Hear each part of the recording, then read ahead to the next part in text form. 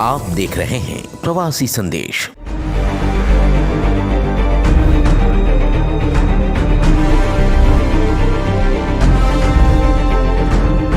ये है हमारा खास सेगमेंट हाल-ए-ज़वेरी बाजार, जहां हम लॉकडाउन में मुंबई की ज़वेरी बाजार के हालत से आपको रूबरू करवाएंगे। बाजार में दुकानों के शटर बंद है और पहले के जैसी रौनक भी नहीं है। इस दौरान प्रवासी संदेश की टीम ने Mumbai wholesale gold jewellers association के अध्यक्ष प्रकाश काकरेचा से मुलाकात की। आप भी जानिए कि इस लॉकडाउन के बारे में उन्होंने क्या बताया। देखिए, जिस तरह से ये कोरोना की दूसरा लॉट जो आया है और एक तरह का हम कह सकते हैं कि ये कोरोना पिछले साल के मुकाबले इस बार काफ़ी तेज़ी से बढ़ा है, तो सरकार को इसके बारे में गंभीरता से सोचना चाहिए और उन्होंने सोचा भी। लेकिन उन्होंने जो नोटिफिकेशन लिया और उसमें उन्होंने कहा था कि पहले शुक्रवार तक का ये रहेगा, शनिवार रविवार पूर्ण लॉकडाउन रहेगा। ये उनका एक तरह का पूरा एक जीआर निकला था और सरकार ने कहीं ना कहीं, लेकिन जब हम ये इसको क्रियान्वित होते देखा तो ये कहा गया कि नहीं, संपूर्ण कंप्लीटली दुकानदारों को बंद रखना है। और सरकार ने इसमें किसी भी व्यापारी संगठन या किसी को भी विश्वास भी नहीं लिया। सबसे बड़ी बात होती है कि सरकार अगर किसी तरह का ये मंशा था तो सरकार को चाहिए था कि काफ़ी व्यापारी संगठनों से बात करते और किस तरह से वो लागू करना चाहता है इसमें रोशनी डालते। लेकिन सरकार ने ये एक तरफा फैसला ले लिया है। कहीं ना कहीं मुझे ऐसा लगता है कि सरकार इसमें असमंजस की स्थिति में है और उनके बीच में भी एक कोऑर्डिनेशन नहीं है। सरकार क्या चाहती है, उनकी क्या मंशा है, वो भी स्पष्ट नहीं हो रहा है। देखिए, पिछली बार जो लॉकडाउन हुआ था वो एकदम सडनली था, किसी को पता नहीं चला कि क्या हुआ।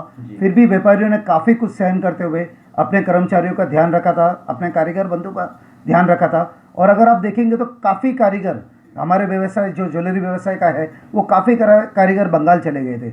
वो काफ़ी मुश्किल से इस वक्त वापस आए थे और अभी एक जो काम चलने लगा था। और अगर ज्वेलरी व्यवसाय का देखें तो ये शादी का मौसम, त्योहारों का मौसम जब चलता है, अप्रैल मई जून जो पीरियड होता है वो एकदम पीक पीरियड होता है ज्वेलर्स के लिए। और उसी वजह से कुछ न कुछ कारीगरों को, बंधु का, सबका काम चल रहा था। बट अगर सरकार इस तरह से वापस लॉकडाउन लगा देती है जिसमें कारीगर को वापस अपने भागना पड़ेगा, तो मुझे नहीं लगता कि वापस यहाँ महाराष्ट्र में आना बहुत मुश्किल हो जाएगा। और एक बात और मैं उद्धव जी सरकार से कहना चाहूँगा, विशेष करके उद्धव जी सरकार, आप जिस तरह का महाराष्ट्र में या असमंजस माहौल बना रहे हो, जिस तरह का आपने इनको बीएमसी को, पुलिस को अधिकार दे रहे हो, उसमें कहीं ना कहीं दुकानदार काफ़ी घबरा गए और आपका पूरा व्यवसाय जो है वो महाराष्ट्र से बाहर जा रहा है। तो कृपया करके आप ये ध्यान में रखिए कि जब हिंदुस्तान के सभी मार्केट चालू है तो आप यहाँ भी इस तरह का माहौल लगाइए कि व्यापार चालू रहे।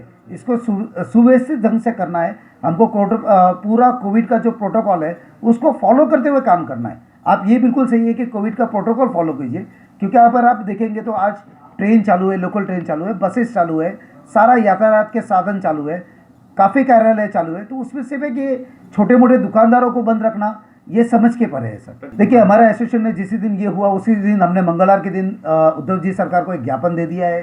ज्ञापन देने के बाद उन्होंने इसका संज्ञान लिया है और संज्ञान लेने के बाद आज बुधवार के दिन उन्होंने 5 बजे एक प्रेस कॉन्फ्रेंस बुलाई है जिसमें वो इस बारे में रोशनी डालेंगे।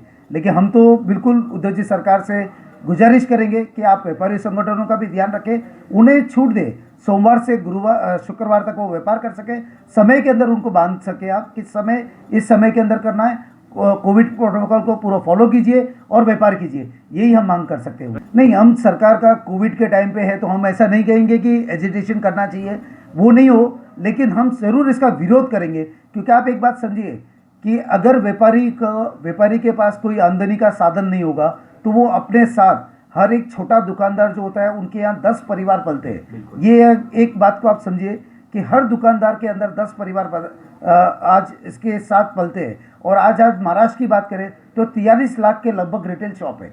अगर 43 लाख का आप कीजिए तो कितने परिवार पल रहे, और वो परिवारों के साथ आप समझिए कि कितने लोगों का जीवन यापन जुड़ा हुआ है। तो आप महाराष्ट्र सरकार को ये भी सोचना चाहिए कि व्यापारी अगर इस तरह से होगा, हम सड़क पर नहीं उतरेंगे बट हम इसका विरोध बिल्कुल करेंगे। क्योंकि आप ये समझिए कि हम अगर टैक्स नहीं देंगे तो सरकार का खजाना कैसे चलेगा। सरकार को भी हमारे साथ चलना है और हमको भी सरकार के साथ चलना है। तो मैं तो उद्धव जी सरकार से फिर मांग करूंगा कि कृपया आप इस पर छोटी सी ध्यान दीजिए। सोमवार से शुक्रवार तक हमको भी व्यापार करने का समय दीजिए और फिर शनिवार रविवार का हम बिल्कुल लॉकडाउन का समर्थन करेंगे। ब्यूरो रिपोर्ट, प्रवासी संदेश, मुंबई। प्रवासी संदेश को लाइक करें, शेयर करें, कमेंट करें, सब्सक्राइब करें और बेल आइकन जरूर दबाएं।